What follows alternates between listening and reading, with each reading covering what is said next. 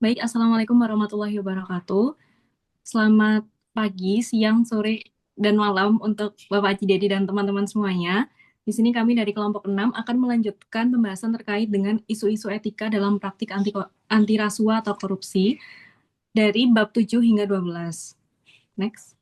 Sebelumnya, perkenalkan anggota dari kelompok 6, ada saya sendiri Alisa Berliana Ayu, kemudian ada Gustina Ila Zakia, lalu ada Dea Natali Agata, lalu ada Nadia Gita Baskara, dan ada Dominik Krisanta. Next. Baik, jadi bersambung dari materi kelompok sebelumnya, saya akan membahas terkait dengan gerakan, kerjasama, dan instrumen nasional pencegahan korupsi. Boleh di next? Nah, jadi yang pertama ini adalah terkait dengan gerakan dan kerjasama pencegahan korupsi. Nah, jadi seperti yang teman-teman ketahui, dalam beberapa tahun terakhir ini, masyarakat Indonesia itu mulai kritis terhadap permasalahan korupsi. Nah, kasus korupsi yang melibatkan pejabat negara seringkali terungkap dan menjadi berita buruk yang meresahkan publik. Nah, hal ini menurunkan tingkat kepercayaan masyarakat terhadap lembaga-lembaga negara dan menimbulkan kekhawatiran akan masa depan jika tidak segera ditangani. Nah, kesadaran ini mendorong berbagai pihak, termasuk lembaga negara dan masyarakat sipil, untuk ikut aktif dalam gerakan pemberantasan korupsi. Gerakan anti korupsi pun mulai tumbuh baik di tingkat nasional maupun lokal. Nah, jadi yang pertama itu ada gerakan di sektor publik atau pemerintahan. Jadi pemerintah ini menjalankan berbagai gerakan sesuai dengan instruksi presiden, seperti yang pertama itu ada gerakan nasional revolusi mental. Jadi di sini tujuannya itu untuk membentuk karakter bangsa lewat nilai integritas, etos kerja dan gotong royong. Kemudian yang kedua ini ada gerakan Indonesia Melayani. Jadi gerakan ini tuh ditujukan untuk perbaikan pelayanan publik yang cepat, transparan, dan akuntabel. Kemudian yang terakhir itu ada gerakan Indonesia Tertib. Jadi gerakan ini mendorong peningkatan perilaku tertib masyarakat, misalnya melalui dalam hal antri, administrasi, lalu lintas, dan lain sebagainya. Nah, selain gerakan tersebut, pemerintah ini juga meningkatkan kerjasama antar lembaga, baik di pusat maupun daerah, termasuk dengan swasta dan masyarakat untuk memperkuat program anti korupsi. Kemudian yang kedua ini memfokuskan gerakan anti korupsi pada sektor-sektor rawan korupsi di berbagai jenis pelayanan publik seperti sektor perizinan, pendidikan, kesehatan, dana desa, dan pengadaan barang atau jasa. Kemudian yang terakhir itu menerapkan integrity pact atau fakta integritas. Jadi pejabat negara itu menandatangani komitmen tertulis untuk menjalankan tugas tanpa korupsi, kolusi, dan nepotisme. Nah, kemudian yang selanjutnya ada gerakan di sektor swasta dan BUMN. Jadi sektor swasta dan BUMN ini juga sangat rentan terhadap korupsi, terutama dalam bentuk yang pertama itu ada suap kepada pejabat pemerintah, kemudian ada gratifikasi untuk mempengaruhi kebijakan atau keputusan, dan persaingan bisnis yang tidak sehat. Nah, jadi pencegahan korupsi di sektor swasta itu sangat mendesak untuk dilakukan. Nah, jadi pencegahan korupsi di sektor swasta tersebut utamanya melalui perbaikan sistem dan tata kelola. Yang jadi salah satu aksi kolaboratif yang diinisiasi oleh KPK sejak tahun 2016 yaitu gerakan pembangunan integritas bisnis. Nah, jadi gerakan ini tuh merupakan kolaborasi multisektoral yang melibatkan banyak pihak seperti Ditjen Bea Cukai, KPK, Kementerian Kesehatan, Kementerian Pertanian, dan lain sebagainya. Nah, jadi program yang diusung dari gerakan ini adalah profesional berintegritas atau yang disingkat dengan Profit. Nah, jadi Profit ini memberikan pedoman program pembangunan bisnis berintegritas dengan cara yang pertama itu membangun agen anti korupsi di lingkungan bisnis, kemudian memberantas korupsi bagi pelaku bisnis, regulator, dan penegak hukum. Boleh di next. Nah, kemudian yang terakhir ini adalah gerakan dan kerjasama masyarakat. Nah, jadi seperti yang teman-teman ketahui, masyarakat sipil ini memiliki peran penting dalam gerakan anti korupsi. Jadi kesadaran publik terhadap bahaya korupsi itu mendorong munculnya berbagai inisiatif dari individu, komunitas, dan organisasi sosial. Jadi ada bentuk gerakan dan kerjasamanya. Yang pertama itu pendidikan karakter anti korupsi seperti yang ada di sekolah dan perguruan tinggi. Kemudian adanya lembaga swadaya masyarakat anti korupsi untuk pencegahan korupsi, kemudian ada media dan seni kreatif sebagai alat kampanye anti korupsi dan menanamkan nilai integritas, lalu ada kolaborasi dengan lembaga negara seperti KPK, Ombudsman, dan lain sebagainya. Dan yang terakhir ada pemberdayaan komunitas-komunitas anti korupsi. Jadi di sini ada beberapa contoh komunitas anti korupsi. Yang pertama itu mungkin seperti saya perempuan anti korupsi. Jadi komunitas ini tuh mendorong perempuan sebagai agen integritas di keluarga dan masyarakat Kemudian ada Future Leader for Anti-Corruption, ini menggerakkan pemuda dan mahasiswa dalam aksi anti korupsi dan lain sebagainya. Kemudian yang selanjutnya ini adalah terkait dengan Instrumen Nasional Pencegahan Korupsi. Jadi Instrumen Nasional ini adalah alat bantu berupa peraturan perundang-undangan dan kebijakan yang digunakan untuk mencegah dan memberantas korupsi di Indonesia. Jadi instrumen ini itu menjadi dasar hukum bagi tindakan anti korupsi baik oleh pemerintah, aparat penegak hukum maupun masyarakat. Jadi contoh instrumen pencegahan korupsi di Indonesia itu yang pertama ada Undang-Undang Nomor 31 Tahun 1999 UU Nomor 20 Tahun 2001 yang membahas terkait dengan pemberantasan tindak pidana korupsi atau UU Tipikor. Jadi UU ini tuh menyebutkan 30 jenis tindakan korupsi dan sanksi pidananya. Kemudian yang kedua itu ada UU Nomor 30 Tahun 2002. Jadi itu tentang Komisi Pemberantasan Tindak Pidana Korupsi atau KPK. Jadi UU ini tuh menetapkan kewenangan dan fungsi KPK. Kemudian yang selanjutnya itu ada Lembaga Pencegahan Korupsi. Yang pertama ada Komisi Pemberantasan Korupsi, yang kedua ada Komisi Yudisial, kemudian ada Ombudsman Republik Indonesia, lalu ada Pusat Pelaporan dan Analisis Transaksi Keuangan, lalu ada Otoritas Jasa Keuangan, lalu ada Komisi Penyiaran Indonesia, dan yang terakhir itu ada KPU dan Bawaslu. Oke, sekarang kita akan memasuki ke tindak pidana korupsi dalam perundang-undangan. Mungkin bisa di next. Nah, sebelumnya kita akan membahas mengenai sejarah pemberantasan tindak pidana korupsi terlebih dahulu. Jadi, pemerintah itu sebenarnya sudah melakukan berbagai macam cara guna untuk menindaklanjuti tindak pidana korupsi sejak dari zaman kemerdekaan. Entah itu dari perundang-undangan yang emang secara khusus membahas tindak pidana korupsi ini, atau menggunakan perundang-undangan lainnya. Nah, mungkin jadi next. Nah, jadi ini ada 12 undang-undang yang digunakan untuk menindaklanjuti si korupsi ini tadi. Di next. Untuk yang pertama ada delik korupsi dalam KUHP. Nah, ini tuh merupakan delik warisan Belanda. Jadi meskipun secara khusus tuh belum membahas korupsi secara garis besar ya. Jadi di sini tuh cuma membahas beberapa delik jabatan seperti penggelapan atau penyalahgunaan wewenang seperti itu. Tapi di sini tuh sifatnya tuh masih umum dan belum sesuai dengan kebutuhan hukum di Indonesia. Lalu untuk peraturan yang nomor 2 itu tuh peraturan yang secara khusus sudah membahas korupsi. Jadi di sini tuh korupsi dibedakan menjadi yang bisa dihukum pidana sama yang cuma pelanggaran administratif. Nah, jadi peraturan ini juga udah mengatur soal rahasia bank. Untuk yang peraturan nomor 3 ini tuh undang-undang yang menggantikan aturan darurat sebelumnya dan mulai menggunakan istilah tindak pidana korupsi. Tapi di peraturan ini tuh isinya tuh masih dianggap kurang tegas dan buktinya tuh susah. Sehingga pelaku korupsi tuh masih bisa dengan mudah tuh lolos dan dari hukuman. Jadi pelaku ini tuh merasa dirinya tuh untung gitu. Nah, di peraturan yang nomor 4 ini tuh aturan yang memperkuat pemberantasan korupsi lewat pembentukan misi khusus yang membantu presiden. Tapi lagi dan lagi itu masih banyak hal yang diperdebatkan soal pembuktian terbalik. Pembuktian terbalik itu apa sih? Jadi terduga korupsi itu harus membuktikan dirinya itu nggak bersalah dan soal diberlakukannya secara surut.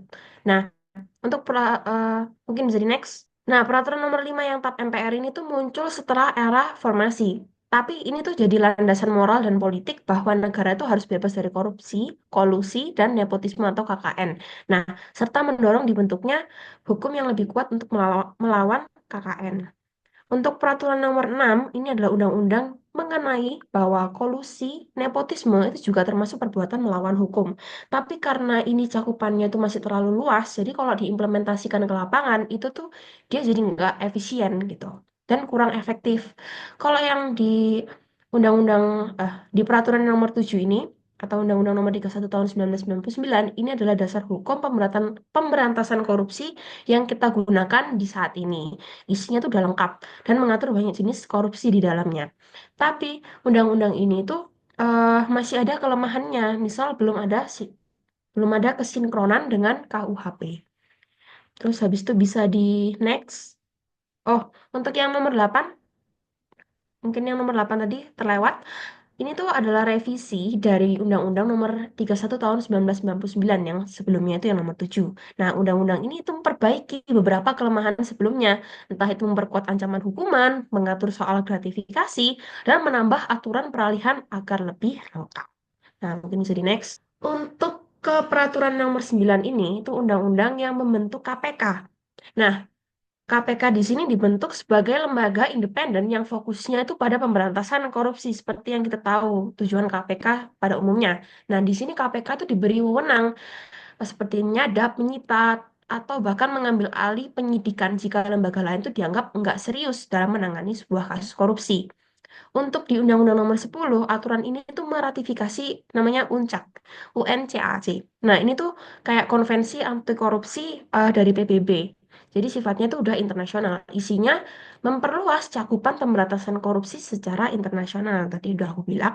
Nah, termasuk kerjasama antar negara, pengembalian aset hasil korupsi, dan memperhatikan korupsi di sektor swasta juga. Nah, untuk peraturan yang nomor 11 ini, peraturan ini itu memberi ruang bagi masyarakat untuk bisa ikut serta dalam pemberantasan korupsi. Masyarakat tuh bisa ikut melapor, membantu pengawasan, dan juga bahkan bisa mendapatkan penghargaan apabila si masyarakat ini tuh aktif banget berkontribusi dalam upaya pemberantasan.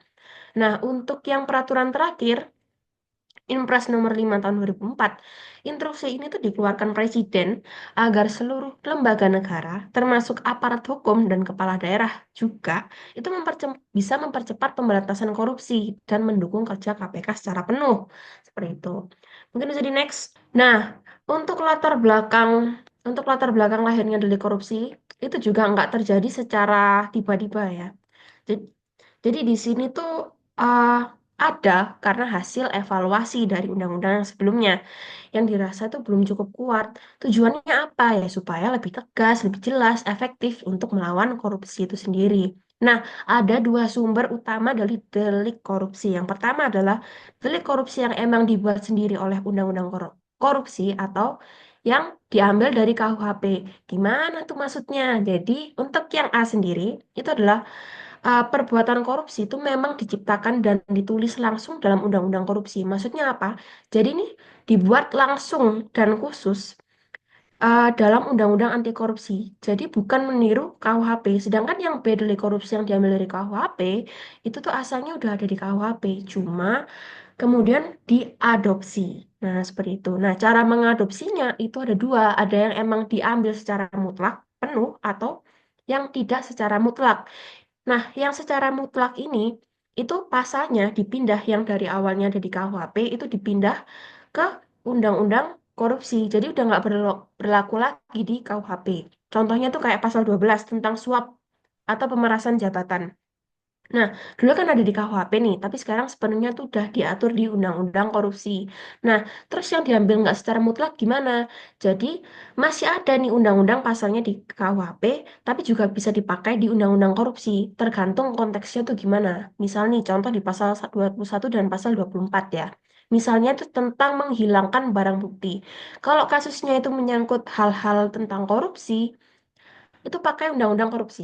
Tapi kalau hal-halnya itu kayak menghilangkan barang buktinya dalam hal umum, kayak kasus biasa, itu maka pakai yang KUHP seperti itu.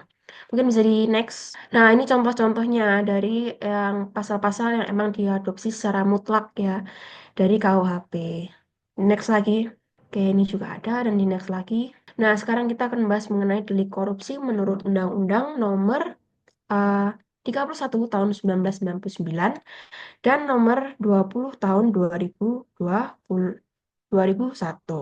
Pertama ini ada sama 12 pasal juga. Jadi sebenarnya itu ada 30 pasal, 30 tindakan korupsi, bentuk perbuatan yang tergolong delik korupsi ya.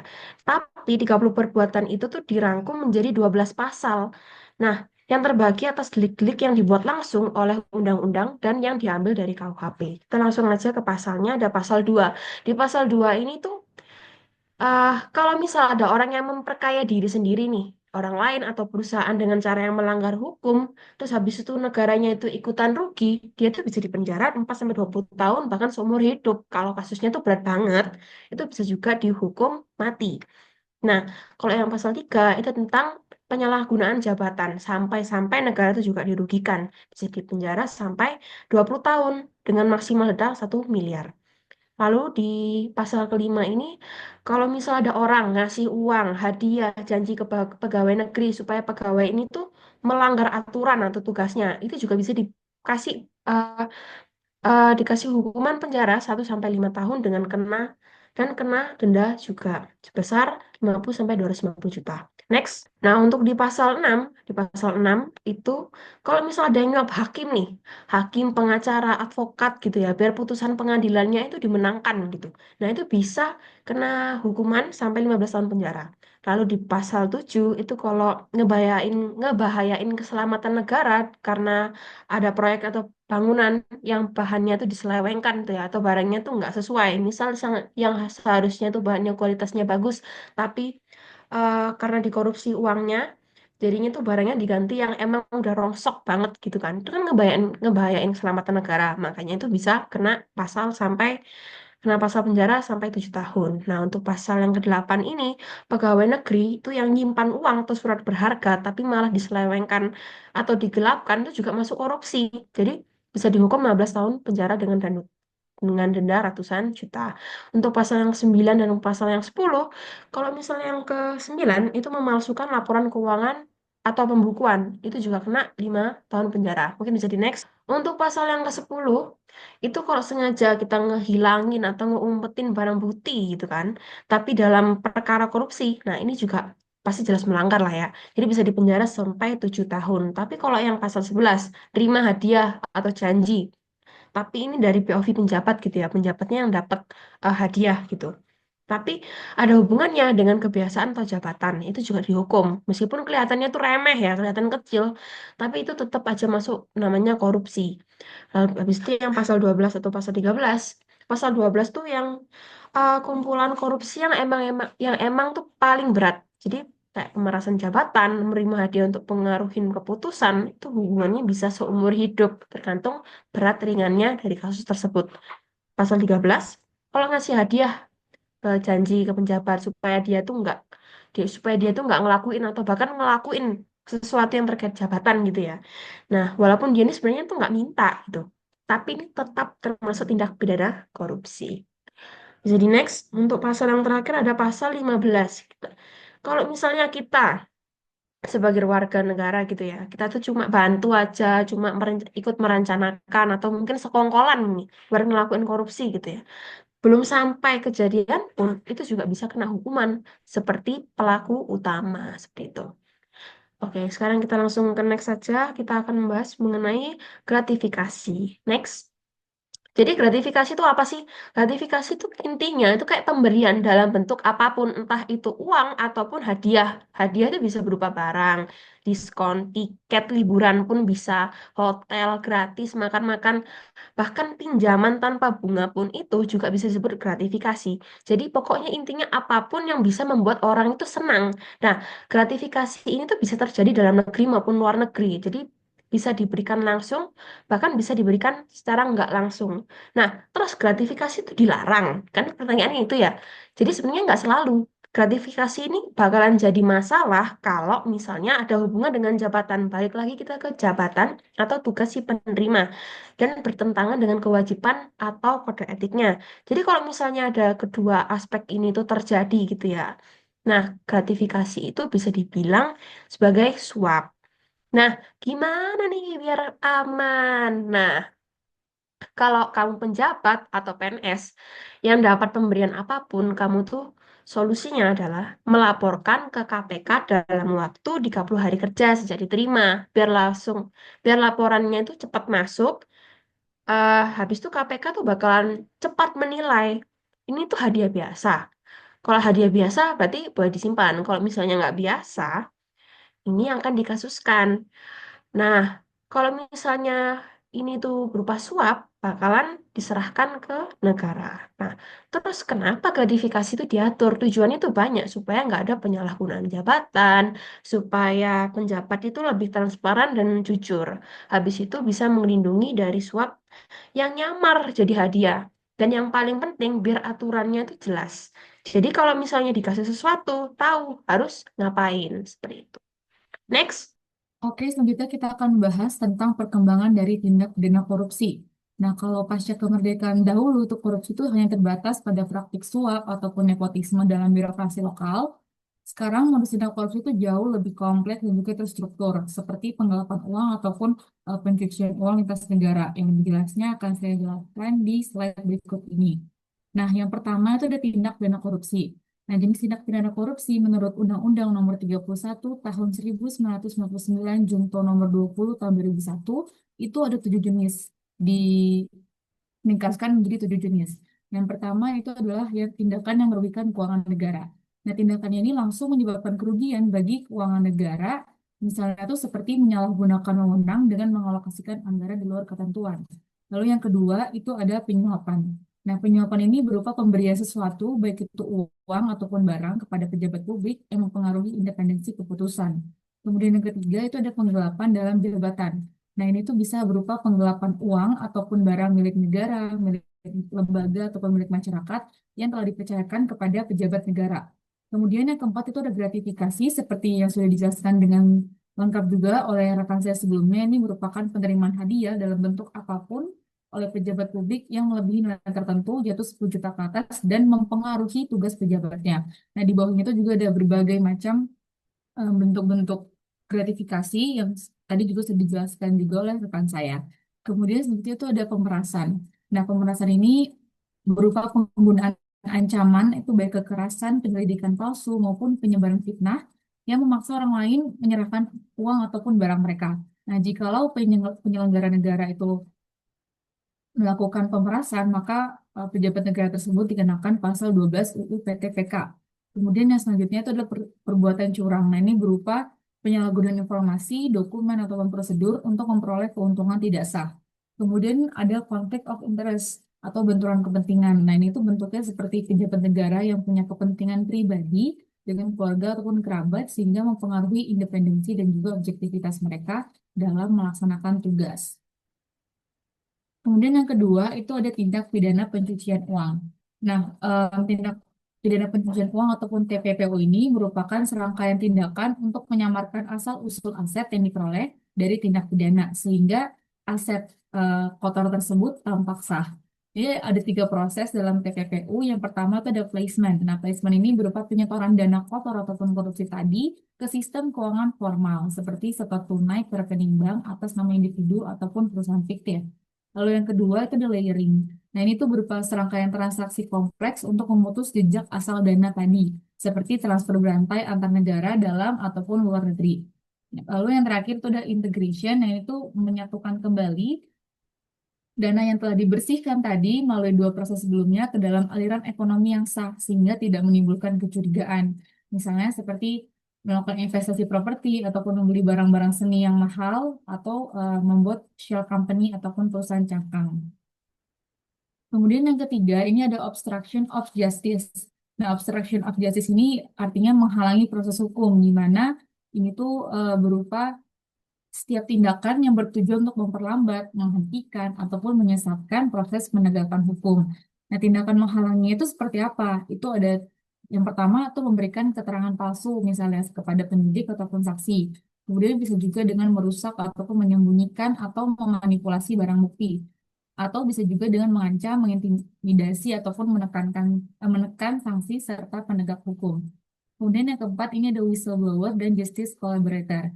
Nah, whistleblower ini adalah pihak yang tidak terlibat tindak pidana korupsinya, tapi melaporkan kepada publik bahwa terdapat skandal ataupun kejahatan ataupun korupsi di lingkungan dia berada. Nah, whistleblower ini tuh dilindungi oleh undang-undang dan juga mungkin bisa mendapatkan penghargaan ataupun kompensasi atas pernyataan serta saksi yang dia nyatakan. Kemudian yang kedua, ini selanjutnya itu ada justice collaborator. Ini berbeda dengan whistleblower. Kalau misalnya justice collaborator ini merupakan salah satu pelaku dari tindak pidananya, namun bekerja sama dalam penyidikan dengan mengakui tindakan yang dilakukannya dengan sukarela, memberikan keterangan sebagai saksi dalam proses peradilan, sehingga tindak pidana ini dapat diungkap secara efektif, bahkan bisa mengungkap pelaku lain yang berperan lebih besar. Nah, justice collaborator ini wajib mengembalikan aset ataupun hasil tindak pidana yang telah dilakukan dan dia juga akan mendapatkan keringanan hukuman atas sanksi yang telah diberikan. Kemudian yang kelima ada saber pungli atau satuan saber pungli atau satgas saber pungli gitu. Nah, saber pungli ini bertugas untuk memberantas pungutan liar di layanan publik. Nah, fungsi utama itu ada empat. Yang pertama ini adalah pencegahan dan sosialisasi kepada masyarakat. Kemudian yang kedua ini ada intelijen, yaitu berupa pengumpulan, analisis, pemetaan informasi terkait praktik pungli, baik dari data kuantitatif maupun data kualitatif. Kemudian yang ketiga ini ada penindakan, ini berupa penyelidikan, penangkapan, ataupun penuntutan terhadap pelaku pungutan liar. Dan yang terakhir ini ada justisi berupa penerapan sanksi administratif ke pelaku pungutan liar seperti denda ataupun pencabutan izin dan pembekuan jabatan. Nah, dengan hadirnya Satgas ini, diharapkan layanan publik ini bisa jadi lebih transparan, efisien, dan juga bebas dari pungutan tidak resmi. Oke, selanjutnya kita akan masuk ke bab terkait korupsi dan pelayanan publik. Bisa di next. Oke, jadi untuk definisi pelayanan publik sendiri, kita bisa artikan sebagai segala kegiatan yang dilakukan oleh pemerintah untuk memenuhi kebutuhan masyarakat. Nah, ini meliputi layanan administrasi seperti pembuatan KTP, SIM, dan izin usaha, terus juga hingga layanan langsung seperti kesehatan dan pendidikan. Terkait dampak korupsi terhadap pelayanan publik itu ada macam-macam. Yang pertama, pelayanan menjadi tidak adil dan diskriminatif. Kemudian biaya layanan meningkat karena adanya pungutan liar atau pungli. Ada juga penurunan kualitas layanan karena dana publik diselewengkan dan juga ketidakpercayaan pada masyarakat, tidak percaya masyarakat terhadap pemerintah. Kemudian untuk bentuk-bentuk korupsi sendiri dalam pelayanan publik ada pungutan liar, ada suap, ada nepotisme dan juga penyalahgunaan wewenang. Next. Oke, untuk apa sih upaya yang bisa kita lakukan untuk mencegah korupsi di sektor layanan publik? Jadi yang pertama kita bisa menerapkan prinsip good governance seperti transparansi, akuntabilitas, dan juga partisipasi masyarakat. Kemudian ada juga reformasi birokrasi, terutama digitalisasi layanan publik untuk mengurangi tatap muka langsung. Kemudian pengawasan baik dari internal pemerintah maupun masyarakat sipil atau eksternal, dan juga penegakan hukum yang tegas terhadap pelaku korupsi. Nah, mahasiswa dan masyarakat tentu punya peran sendiri dalam pencegahan korupsi sektor layanan publik.